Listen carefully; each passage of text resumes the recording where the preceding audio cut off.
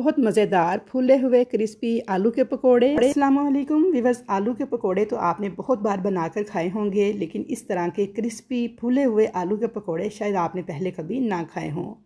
तो मज़ेदार से क्रिस्पी आलू के पकोड़े बनाना सिखाऊंगी मैं आपको आज की वीडियो में। छोटी छोटी सी टिप्स हैं और कुछ ट्रिक्स हैं जिन्हें आपने फॉलो करना है। तो इंशाल्लाह ताला ऐसे ही फूले हुए मज़ेदार किस्म के आलू के पकोड़े आप बनाकर जब खाएँगे अपनी फैमिली को, तो आपकी फैमिली खुश हो जाएगी। तो चलिए रेसिपी स्टार्ट करते हैं कि ये मज़ेदार से फूले हुए आलू के पकोड़े किस तरह से बनके तैयार होंगे।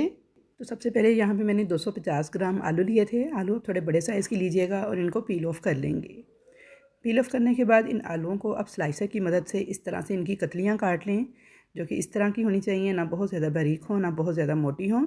अगर आपके पास इस तरह का स्लाइसर नहीं है तो आप छुरी की मदद से भी इनको काट सकते हैं, लेकिन स्लाइसर से ये बिल्कुल परफेक्ट एवनली एक जैसी कटती हैं। आप कोई भी तरीका इस्तेमाल कर सकते हैं जो आपको सूट करे। और इस स्लाइसर को यूज़ करने का मुकम्मल तरीका जो है उसकी वीडियो मेरे चैनल पर मौजूद है, जहाँ पे आलू के अलावा और भी बहुत सारी सब्ज़ियाँ काटने का तरीका मैंने आपको बताया हुआ है। आप चाहें तो वो भी देखकर तमाम सब्ज़ियों को काटने का तरीका जो है वो सीख सकते हैं इस वेजिटेबल स्लाइसर की मदद से। लिंक मैं डिस्क्रिप्शन में डाल दूँगी उस वीडियो का, तो आप जाके वो भी देख सकते हैं। तो यहाँ पे देखिए जी, तमाम आलू मैंने काट लिए थे इस तरीके से। अब इन आलूओं को डाल देंगे एक बाउल के अंदर और सादा पानी डाल के डिप करके इनको एक साइड पे रख देंगे। तो तब तक हम इनका मसाला तैयार कर लेते हैं।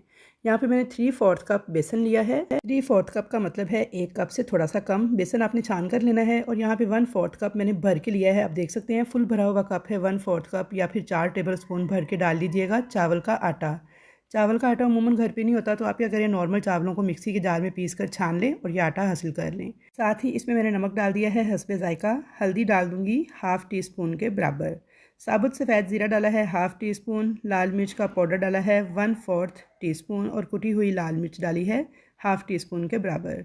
कुटी हुई लाल मिर्च वैसे भी दिखने में खूबसूरत लगती है, तो इसलिए थोड़ी ज़्यादा ही ऐड करेंगे। अब इसमें अजवाइन डाल दूंगी 1/2 टीस्पून। तो आलू की किसी भी रेसिपी में अगर आप अजवाइन शामिल करें तो ये बहुत ही हाजमेदार पकोड़े बनके तैयार होते हैं। तो आपको किसी भी किस्म की स्टमक की, जलन की या फिर हाजमे की प्रॉब्लम नहीं होती। तमाम चीज़ों को अच्छी तरह से मिक्स करने के बाद मैंने यहाँ पे 1 कप पानी लिया है और थोड़ा थोड़ा पानी करके आपने इस बैटर में शामिल करते जाना है और एक घोल तैयार करना है, जो कि ना बहुत ही ज़्यादा पतला हो और ना बहुत ही ज़्यादा थिक किस्म का हो। बस नॉर्मल सी कंसिस्टेंसी के साथ आपने ये बैटर तैयार करना है। तो थोड़ा थोड़ा पानी ऐड करेंगे। तो यहाँ पे मेरा तकरीबन 3/4 कप के थोड़ा सा ज़्यादा ही पानी चला गया था।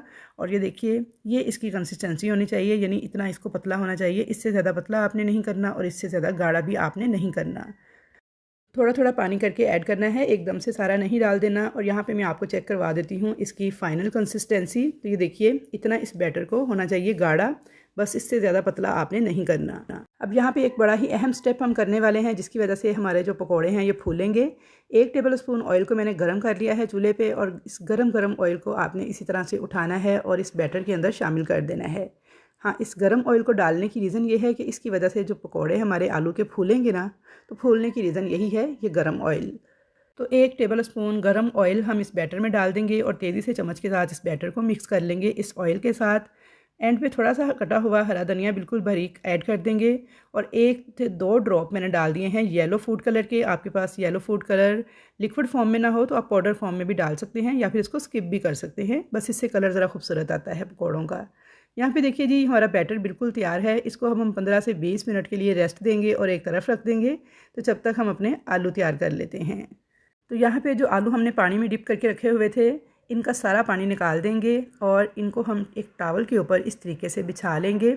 थोड़ा सा टैप करके अच्छी तरह से इन आलूओं को हम ड्राई कर लेंगे। तो यहाँ पर एक साफ़ सुथरे टॉवल के अंदर आलूओं की मैंने तय बिछा के दूसरी तय आलूओं के ऊपर रख के अच्छी तरह हाथ से दबा के इनको ड्राई कर लिया था। और इनको ड्राई करना बहुत ज़रूरी है, फिर ही ये क्रिस्पी और फूले हुए आलू के पकोड़े बनके तैयार होंगे। तो यहाँ पे देखिए जी, सारे आलू जो हैं अच्छी तरह से ड्राई हो चुके थे। तो मैंने इनको एक टोकरी के अंदर इस तरह से फैला के रख दिया था। तो चलिए अब चलते हैं इनकी तैयारी की तरफ। तो यहाँ पे आलू भी हमारे बहुत अच्छे से ड्राई हो चुके थे और 15 से 20 मिनट तक इस बैटर को भी रेस्ट आ चुकी थी।